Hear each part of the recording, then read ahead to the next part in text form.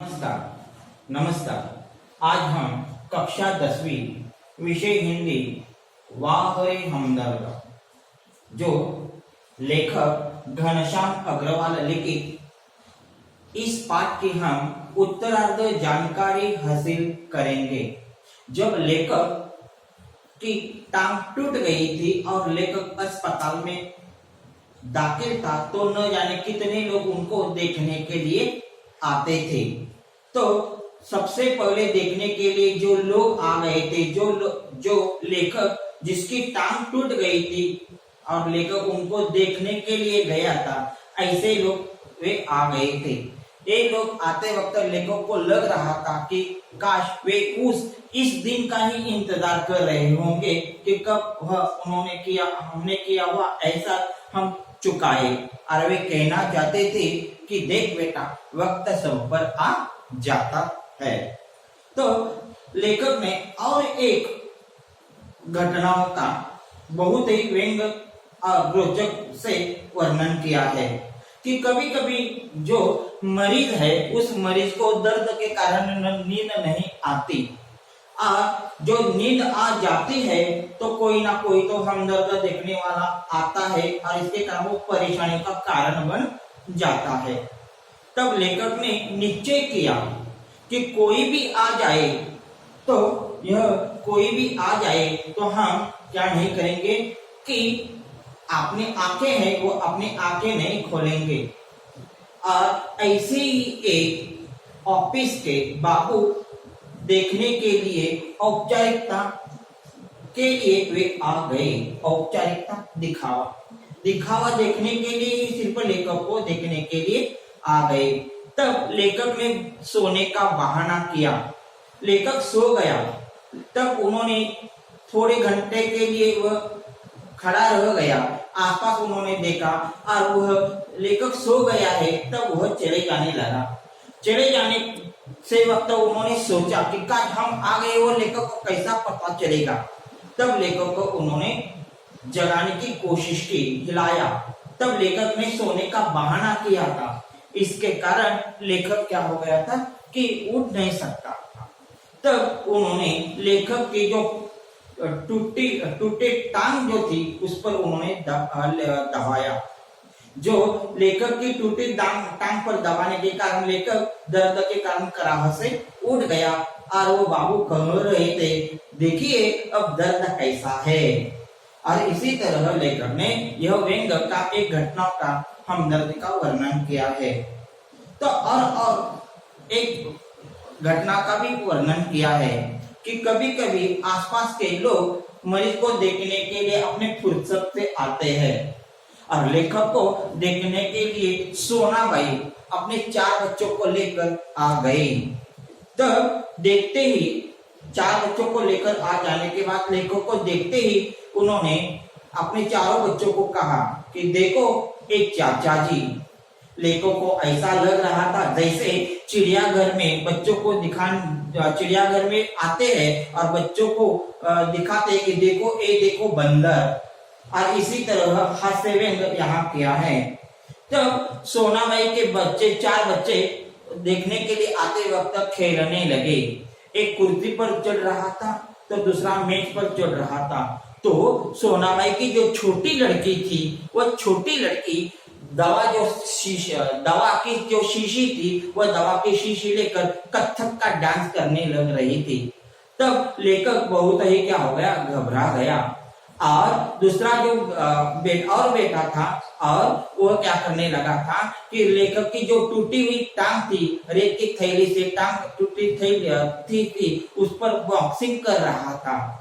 तो ऐसे ही हो जाने के बाद जो लड़की जो दवा की शीशी से कथक का डांस करने लग गई थी तो शीशी क्या हो गई, गिर गई और शीशी जो थी वो टूट गई।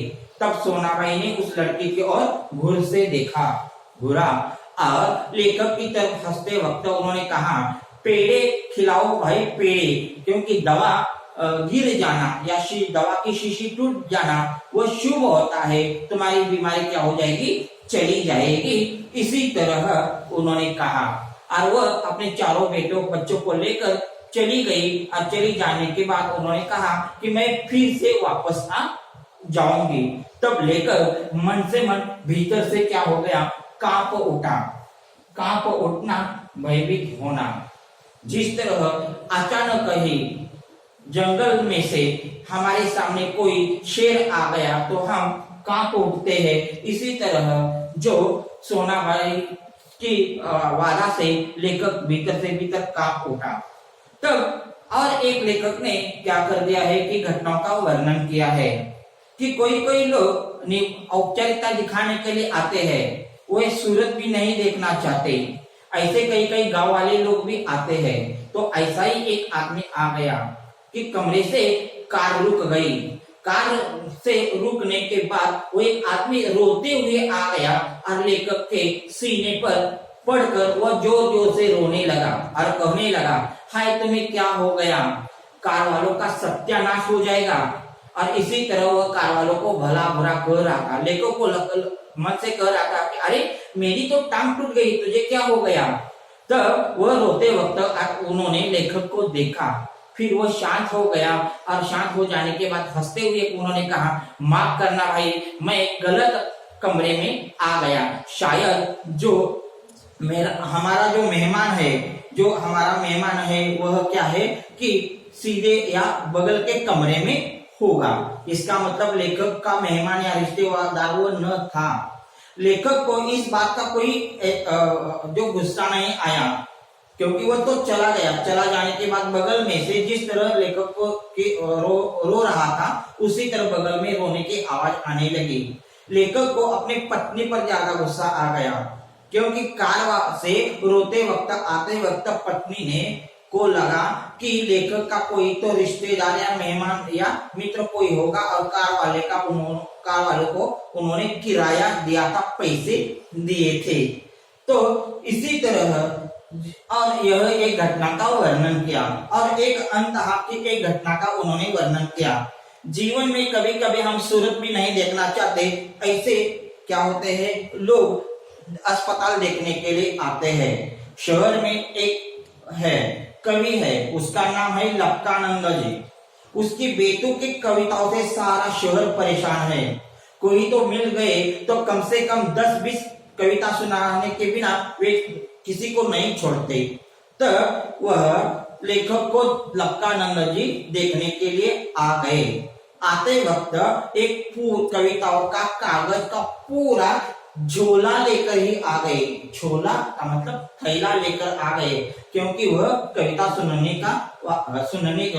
लेखक को सुनने के लिए लाए थे।